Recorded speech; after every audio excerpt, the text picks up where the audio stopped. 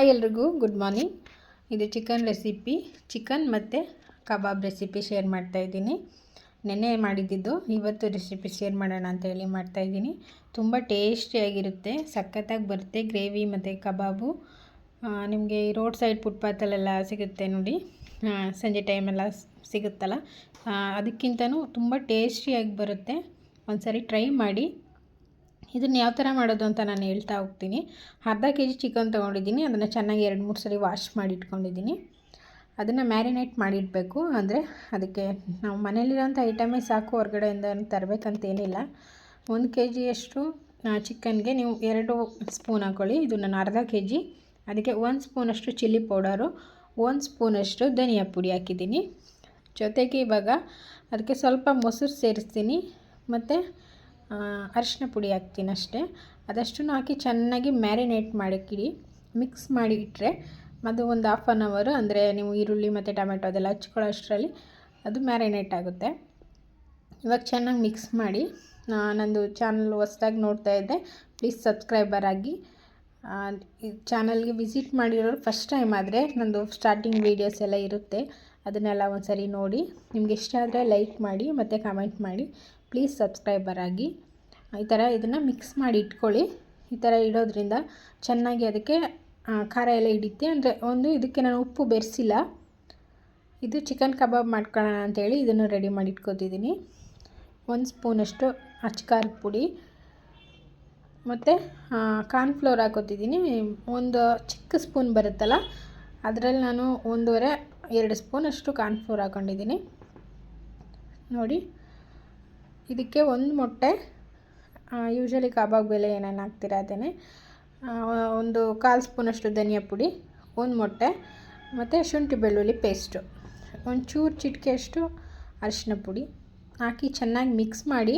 ಇದಕ್ಕೆ ಉಪ್ಪು ನಾನು ಇವಾಗ ಸೇರಿಸಲ್ಲ, ಅಂದರೆ ಫೈನಲ್ ಲಾಸ್ಟಲ್ಲಿ ಸೇರಿಸ್ತೀನಿ ಉಪ್ಪನ್ನ. ಫಸ್ಟೇ ಸೇರಿಸೋದ್ರಿಂದ ಅದು ಜಾಸ್ತಿ ಉಪ್ಪಾಗಿಬಿಡುತ್ತೆ. ಅಂದರೆ ಕಡಿಮೆ ಹಾಕಿದ್ರೂ ಜಾಸ್ತಿ ಉಪ್ಪಾಗುತ್ತೆ. ನಾವು ಅಲ್ಲಿ ಮಸಾಲೆ ಇಮಿಡಿಯೇಟ್ಲಿ ಹಾಕೋವಾಗ ಅದಕ್ಕೆ ಉಪ್ಪು ಹಾಕೊಂಡ್ರೆ ಸಾಕು. ಕಬಾಬ್ಗೆ ಫಸ್ಟಿಂದನೂ ಉಪ್ಪು ಇಟ್ಬಿಟ್ರೆ ಅದು ತುಂಬ ಉಪ್ಪಾಗಿಬಿಡುತ್ತೆ ನೋಡಿ. ಎಲ್ಲನೂ ಹಾಕಿ ಚೆನ್ನಾಗಿ ಮಿಕ್ಸ್ ಮಾಡಿ. ಬಿಗಿನರ್ಸ್ಗೆ ತುಂಬ ಈಸಿ. ಸ್ಟಾರ್ಟಿಂಗಲ್ಲಿ ಕೆಲವ್ರು ಮಾಡಬೇಕಾದ್ರೆ ಟೇಸ್ಟ್ ಏರುಪೇರಾಗುತ್ತೆ. ಇದು ಆ ಥರ ಎಲ್ಲ ಏನಾಗಲ್ಲ, ತುಂಬ ಟೇಸ್ಟಿಯಾಗಿ ಬರುತ್ತೆ. ನೀವು ಸ್ಟಾರ್ಟಿಂಗಲ್ಲಿ ಫಸ್ಟ್ ಟೈಮ್ ಮಾಡ್ತಿರೋರಾದ್ರೂ ತುಂಬ ಈಸಿಯಾಗಿ ಮಾಡ್ಬೋದು. ಮತ್ತು ಇದಕ್ಕೆ ಸ್ಪೈಸಸ್ ಪೌಡರ್ಸ್ಗಳು ಬೇಕು, ಬೇರೆ ಸೊಪ್ಪುಗಳು ಬೇಕು, ಹೊರಗಡೆಯಿಂದ ತರಬೇಕು, ಆ ಥರ ಎಲ್ಲ ಏನಿಲ್ಲ. ಚಿಕನ್ ಅಂದರೆ ಚಿಕನ್ ಇದ್ದರೆ ಸಾಕು. ಮನೆಯಲ್ಲೇ ನೀವು ಬೇಗನೆ ತುಂಬ ಟೇಸ್ಟಿ ಡೆಲಿಷಿಯಸ್ ಆಗಿರುವಂಥ ಚಿಕನ್ ಗ್ರೇವಿ ಮತ್ತು ಚಿಕನ್ ಕಬಾಬ್ ಮನೆಯಲ್ಲೇ ಮಾಡ್ಕೋಬೋದು. ಮತ್ತು ನಾನು ತುಂಬ ಇಷ್ಟಪಟ್ಟು ಮಾಡೋ ಕೆಲಸ ಅಂದರೆ ಅದು ಅಡುಗೆ ಕೆಲಸ. ತುಂಬ ಇಷ್ಟಪಟ್ಟು ಮಾಡ್ತೀನಿ, ಅದಕ್ಕೆ ತುಂಬ ಟೇಸ್ಟಿಯಾಗಿ ಬರುತ್ತೆ ಅಂತ ಅನ್ಕೋತೀನಿ. ನಾವೇನೇ ಮಾಡಿದ್ರು ಇಷ್ಟಪಟ್ಟು ಮಾಡೋದ್ರಿಂದ ಟೇಸ್ಟಿಯಾಗಿ ಬರುತ್ತೆ ಮತ್ತು ಚೆನ್ನಾಗೂ ಅದು ಬರುತ್ತೆ ಅಂತ ಅನ್ಕೋಬೋದು. ಹೆಣ್ಮಕ್ಳು ಚೆನ್ನಾಗಿ ಅಡುಗೆ ಮಾಡೋದೊಂದು ಕಲಿತ್ರೆ ಸಾಕು, ಮನೇಲಿರೋರ ಮನಸ್ಸೆಲ್ಲ ಗೆಲ್ಬೋದು. ಮತ್ತು ಏನೇ ಇರಲಿ, ಕೋಪ ಇರಲಿ, ಜಗಳ ಇರಲಿ, ಒಂದು ಒಳ್ಳೆ ಟೇಸ್ಟಿಯಾಗಿರೋ ಅಡುಗೆ ಮಾಡಿಕೊಟ್ರೆ ಅವರೇ ಸಮಾಧಾನವಾಗಿ ಮಾತಾಡಿಸ್ಬಿಡ್ತಾರೆ. ಅದು ನಾಗಿದೆ, ಅದು ನನ್ನ ಅನುಭವದಲ್ಲಿ, ಅದಕ್ಕೆ ನಾನು ಇದನ್ನು ಹೇಳಿದೆ. ಹೆಣ್ಮಕ್ಳೆಲ್ಲ ಚೆನ್ನಾಗಿ ಅಡುಗೆ ಕಲಿಲೇಬೇಕಂತೇನಿಲ್ಲ. ಇವಾಗೆಲ್ಲ ಮದುವೆ ಆದಮೇಲೂ ಕಲಿತಾರೆ, ಮದುವೆ ಆಗೋಕ್ಕೆ ಮುಂಚೆನೂ ಕಲಿತಿರ್ತಾರೆ. ಬಿಗಿನರ್ಸು ಈ ಥರ ಈಸಿಯಾಗಿರೋ ಅಡುಗೆಗಳನ್ನ ಆರಾಮಾಗಿ ಕಲಿತಾ ಹೋಗ್ಬೋದು. ಚಿಕನ್ ಕಬಾಬ್ಗೆ ಈಗ ಮ್ಯಾರಿನೇಟ್ ಮಾಡಿಟ್ಟಿದ್ದೀನಿ. ಇದನ್ನು ಒಂದು ತಟ್ಟೆಲಿ ಮುಚ್ಚಿಟ್ಟು ಇವಾಗ ಚಿಕನ್ ಗ್ರೇವಿ ರೆಡಿ ಮಾಡ್ಕೊಳ್ಳೋಣ. ನಾನು ಆಯಿಲ್ ಹಾಕೋತಿದ್ದೀನಿ. ಆಯಿಲ್ ನಾನು ಜಾಸ್ತಿನೂ ಹಾಕೊಳ್ಳಲ್ಲ, ತುಂಬ ತೀರಾ ಕಡಿಮೆನೂ ಹಾಕ್ಕೊಳ್ಳಲ್ಲ. ಮೀಡಿಯಮಾಗಿ ಎಷ್ಟು ಬೇಕೋ ಅಷ್ಟು ಬಳಸ್ತೀನಿ. ಲೋ ಫ್ಲೇಮಲ್ಲಿ ಇಟ್ಕೊಳ್ಳಿ. ಎಣ್ಣೆ ಸ್ವಲ್ಪನೇ ಕಾದ್ಮೇಲೆ ಅದಕ್ಕೆ ಒಂದು 3-4 ಲವಂಗ, ಒಂದು ಸ್ವಲ್ಪ ಚಕ್ಕೆ, ಜಾಸ್ತಿ ಏನು ಹಾಕೋಕ್ಕೋಗಲ್ಲ, ನಾನು ಮೆಣಸು ಹಾಕಿದ್ದೀನಿ. ನಿಮ್ಮ ಹತ್ರ ಬೇರೆ ಸ್ಪೈಸಸ್ಗಳಿತ್ತು ಅಂದರೆ ಅದನ್ನು ಆ್ಯಡ್ ಮಾಡ್ಕೊಳ್ಳಿ. ನಾನು ಜಾಸ್ತಿ ಹಾಕಿಲ್ಲ, ಇದಕ್ಕೆ ಜಾಸ್ತಿ ಅಗತ್ಯ ಏನಿಲ್ಲ, ಹಿಂಗೇ ತುಂಬ ಟೇಸ್ಟ್ ಬರುತ್ತೆ. ನಿಮಗೆ ಎಕ್ಸ್ಟ್ರಾ ಬೇಕು ಅಂದರೆ ಹಾಕ್ಕೊಳ್ಳಿ. ಮತ್ತು ಕೆಲವ್ರಿಗೆ ತುಂಬ ಸ್ಪೈಸಿ ತಿಂದರೆ ಗ್ಯಾಸ್ಟ್ರಿಕ್ ಆಗೋದು, ಎದೆ ಉರಿ ಬರೋದು, ಆ ಥರ ಎಲ್ಲ ಆಗುತ್ತೆ. ಇದು ಆ ಥರ ಎಲ್ಲ ಏನಿಲ್ಲ, ಸಿಂಪಲ್ಲಾಗಿ ಸ್ವಲ್ಪ ಐಟಮಲ್ಲೇ ಬೇಗನೆ ಮಾಡ್ಕೊಂಬಿಡ್ಬೋದು. ಒಂದೇ ಒಂದು ಪಲಾವ್ ಎಲೆ ಹಾಕ್ಕೊಂಡಿದ್ದೀನಿ. ಇದು ಸ್ವಲ್ಪ ಇವಾಗ ಸ್ವಲ್ಪ ಐ ಫ್ಲೇಮಲ್ಲಿ ಇಡಿ. ಇವಾಗಿಟ್ಟು ಇದಕ್ಕೆ ನಾನು ದಪ್ಪ ಸೈಜ್ದು 2 ಈರುಳ್ಳಿ ಕಟ್ ಮಾಡ್ಕೊಂಡಿದ್ದೀನಿ. ಅರ್ಧ ಕೆ ಜಿ ಚಿಕನ್ಗೆ, ಅಂದರೆ ಆನಿಯನ್ ಜಾಸ್ತಿ ಹಾಕೋದ್ರಿಂದ ಟೇಸ್ಟ್ ಚೆನ್ನಾಗಿ ಬರುತ್ತೆ. 1-2 ಹಸಿಮೆಣ್ಸಿನ್ಕಾಯಿ ಹಾಕಿದ್ದೀನಿ. ಜಾಸ್ತಿ ಏನು ಬೇಡ ಇದಕ್ಕೆ. ಈರುಳ್ಳಿ, ಹಸಿಮೆಣ್ಸಿನ್ಕಾಯಿ, ಟೊಮೆಟೊ ಅಷ್ಟೇ ಬಳಸೋದು. ಇವಾಗ ಇದನ್ನು ಚೆನ್ನಾಗಿ ಗೋಲ್ಡನ್ ಬ್ರೌನ್ ಬರೋವರೆಗೂ ಚೆನ್ನಾಗಿ ಫ್ರೈ ಮಾಡಿ ನೋಡಿ. ಈ ಥರ ಚೆನ್ನಾಗಿ ಬೇಯ್ತಾ ಹೋಗಲಿ.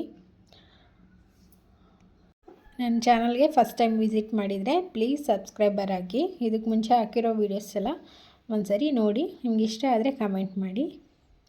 ಇವಾಗ ಶುಂಠಿ ಬೆಳ್ಳುಳ್ಳಿ ಪೇಸ್ಟ್ ಹಾಕ್ತಿದ್ದೀನಿ. ಅದು ಹಸಿ ವಾಸನೆ ಹೋಗೋವರೆಗೂ ಚೆನ್ನಾಗಿ ಹುರ್ಕೊಳ್ಳಿ. ಶುಂಠಿ ಪೇಸ್ಟ್ 1 ಸ್ಪೂನು ಮತ್ತು ಬೆಳ್ಳುಳ್ಳಿ ಪೇಸ್ಟ್ 1 ಸ್ಪೂನ್ ಹಾಕಿದ್ದೀನಿ. ಚೆನ್ನಾಗಿ ಅದೆಲ್ಲ ಹಸಿ ವಾಸನೆ ಹೋಗೋವರೆಗೂ ಚೆನ್ನಾಗಿ ಫ್ರೈ ಮಾಡಿ. ನಿಧಾನವಾಗಿ ಕುಕ್ ಮಾಡೋದ್ರಿಂದ ಚೆನ್ನಾಗಿ ಬರುತ್ತೆ. ನಾವು ಬೇಗ ಆಗಲಿ ಅಂತ ಹೇಳೋ ಕಾರಣಕ್ಕೆ ಕುಕ್ಕರಲ್ಲಿ ಮಾಡಿ ವಿಷಲ್ ತೆಗೆಸ್ಬಿಡ್ತೀವಿ. ಆ ಥರ ಮಾಡಬೇಡಿ, ಅದು ಟೇಸ್ಟ್ ಬರೋಲ್ಲ. ಈ ಥರ ಟೇಸ್ಟ್ ಬರೋಲ್ಲ.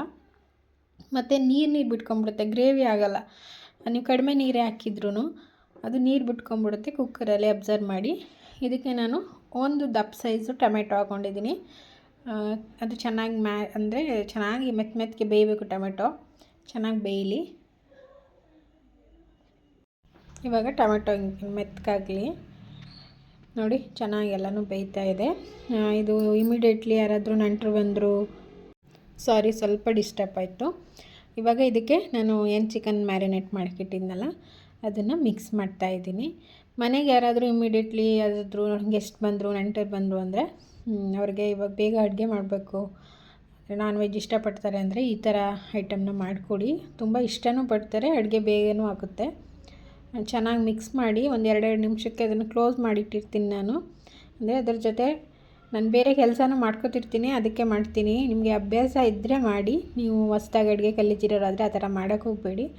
ಅಂದರೆ ಅದನ್ನು ಬಿಟ್ಟು ಇನ್ನೊಂದು ಕೆಲಸ ಮಾಡೋಕ್ಕೆ ಹೋದರೆ ಇದು ತಳ ಹಿಡಿದ್ಬಿಡುತ್ತೆ. ನಮಗೆ ಅಡುಗೆ ಮಾಡಿ ಅಭ್ಯಾಸ ಇರೋದ್ರಿಂದ ನಾನು ಅಡುಗೆ ಮನೆಯಲ್ಲಿ ಬೇರೆ ಏನಾದರೂ ಕೆಲಸ, ಸಣ್ಣ ಪುಟ್ಟ ಕೆಲಸ ಇದ್ದರೆ ಅದನ್ನು ಮಾಡ್ಕೊತಾ ಅಡುಗೆ ಮಾಡ್ತೀನಿ. ಇದಕ್ಕೆ 1 ಕಪ್ಪಷ್ಟು ಮೊಸರು ಸೇರಿಸ್ತಿದ್ದೀನಿ. ಮೊಸರು ಸೇರಿಸಿ ಚೆನ್ನಾಗಿ ಮಿಕ್ಸ್ ಮಾಡಿ. ಚಿಕನ್ಗೆ ನಾನು ಯಾವುದೇ ಥರ ನೀರೆಲ್ಲ ಸೇರಿಸಿಲ್ಲ, ಅದರಲ್ಲೇ ನೀರು ಬಿಡ್ತಾ ಹೋಗುತ್ತೆ. 1-2 ನಿಮಿಷ ಗ್ಯಾಪ್ ಕೊಟ್ಟು ಈ ಥರ ತಿರಿತಾ ಹೋಗಿ ಚೆನ್ನಾಗಿ ಬರುತ್ತೆ. ಫೈನಲಿ ಸಖತ್ತಾಗಿ ಟೇಸ್ಟ್ ಅಂತೂ ಸಖತ್ತಾಗಿತ್ತು. ನಮ್ಮ ಮನೇಲೆಲ್ಲ ತುಂಬ ಇಷ್ಟಪಟ್ಟು ತಿಂದರು.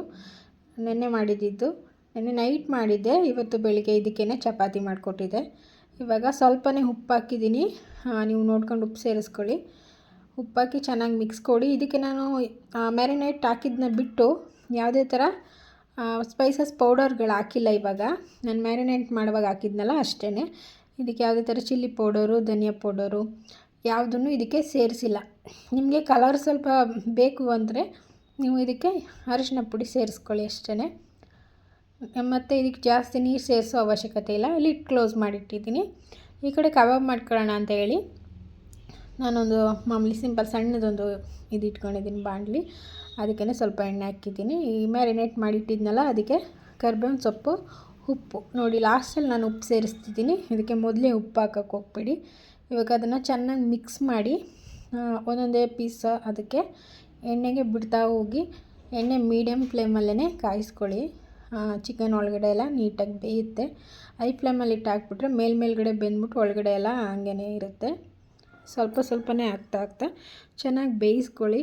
ಚಿಕನ್ನು ಮತ್ತು ಗ್ರೇವಿ ಎರಡೂ ಟೇಸ್ಟ್ ಅಂತೂ ನೆಕ್ಸ್ಟ್ ಲೆವೆಲ್ ಇತ್ತು. ಅಂದರೆ ನಾನು ತಿನ್ನಲ್ಲ, ನಮ್ಮ ಮನೆಯಲ್ಲಿ ತಿಂದ್ಬಿಟ್ಟು ಟೇಸ್ಟ್ ಹೇಳಿದ್ರು, ತುಂಬ ಚೆನ್ನಾಗಿದೆ ಅಂತ ಹೇಳಿದ್ರು. ಒಂದೊಂದೇ ಸೇರಿಸ್ತಾ ಹೋಗಿ. ಚಿಕನ್ ಕಬಾಬ್ ಕೆಲವ್ರಿಗೆ ಇಷ್ಟ ಇರುತ್ತೆ, ಅದು ಎಣ್ಣೆ ಅದನ್ನು ಮಾಡಿದ್ಮೇಲೆ ಎಣ್ಣೆ ವೇಸ್ಟ್ ಆಗುತ್ತೆ ಅಂತೇಳಿ ಗ್ರೇವಿನೇ ಮಾಡಿಬಿಡ್ತಾರೆ ಕೆಲವರು. ಮೊದಲೆಲ್ಲ ನಾನು ಹಂಗೇ ಮಾಡ್ತಿದ್ದೆ. ಅದಕ್ಕೆ ನಾನು ಚಿಕ್ಕದೊಂದು ಬಾಣಲಿ ಇಟ್ಕೊಂಡಿದ್ದೀನಿ. ಇದು ಎಣ್ಣೆ ಬರೀ ಕಬಾಬ್ಗೆ ಅಷ್ಟಕ್ಕೆ ಹಾಕಬೇಕು ಅಷ್ಟೇ, ಮತ್ತು ವೇಸ್ಟ್ ಆಗಬಾರ್ದು, ಆ ಥರ ಮಾಡ್ತೀನಿ. ಫಿಶ್ ಫ್ರೈ ಅದೆಲ್ಲ ಮಾಡಿದ್ರೆ ನಾನು ಡೀಪ್ ಫ್ರೈ ಮಾಡೋಕ್ಕೆ ಹೋಗಲ್ಲ, ತವಾ ಫ್ರೈ ಮಾಡಿಬಿಡ್ತೀನಿ. ನೋಡಿ ಎಷ್ಟು ಚೆನ್ನಾಗಿ. ಇದಕ್ಕೆ ಯಾವುದೇ ಥರ ಕಲರ್ ಆ್ಯಡ್ ಮಾಡಿಲ್ಲ ನಾನು. ತುಂಬ ಟೇಸ್ಟಿಯಾಗಿ ಮತ್ತು ಕಲರ್ಫುಲ್ಲಾಗಿದೆ. ಇವಾಗ ಈ ಕಡೆ ಚಿಕನ್ ಗ್ರೇವಿನೂ ಸಖತ್ತಾಗಿ ರೆಡಿಯಾಗಿದೆ. ತುಂಬ ಚೆನ್ನಾಗಿ ಬರುತ್ತೆ ಫ್ರೆಂಡ್. ಒಂದು ಸರಿ ಟ್ರೈ ಮಾಡಿ. ನಿಮ್ಗೆ ಇಷ್ಟ ಆದರೆ ನನಗೆ ಕಮೆಂಟಲ್ಲಿ ತಿಳಿಸಿ. ಇದಕ್ಕೆ ಇದ್ರ ಜೊತೆ ಚಪಾತಿ, ಅನ್ನ ಎರಡಕ್ಕೂ ತುಂಬ ಕಾಂಬಿನೇಷನ್ ಚೆನ್ನಾಗಿರುತ್ತೆ. ದೋಸೆ ಅದೂ ಚೆನ್ನಾಗಿರುತ್ತೆ. ಟ್ರೈ ಮಾಡಿ ನೋಡಿ ಒಂದು ಸರಿ. ಇವಾಗ ಇದನ್ನು ಪ್ಲೇಟ್ಗೆ ಸರ್ವ್ ಮಾಡ್ಕೊತಿದ್ದೀನಿ. ಟೇಸ್ಟ್ ಅಂತೂ ನೆಕ್ಸ್ಟ್ ಲೆವೆಲ್ ಅಂತಲೇ ಹೇಳ್ಬೋದು. Thank you for the watching. ನನ್ನ ವೀಡಿಯೋ ಇಷ್ಟ ಆದರೆ ನೆಕ್ಸ್ಟ್ ವೀಡಿಯೋಗೋಸ್ಕರ ವೆಯ್ಟ್ ಮಾಡ್ತಾಯಿರಿ. ನೋಡಿ ಇದ್ರ ಜೊತೆ ಮನೇಲೇ ಮಾಡಿರುವಂಥ ಉಪ್ಸಾರದು ಖಾರ, ಅಂದರೆ ನಾವು ಮನೇಲೇ ಮಾಡಿಟ್ಟಿರ್ತೀವಿ ಉಪ್ಸಾರಿಗೆಲ್ಲ, ಆ ಖಾರ ಹಾಕ್ಕೊಂಡು ಟೇಸ್ಟ್ ಮಾಡ್ತಾಯಿದ್ದಾರೆ. Thank you for the watching.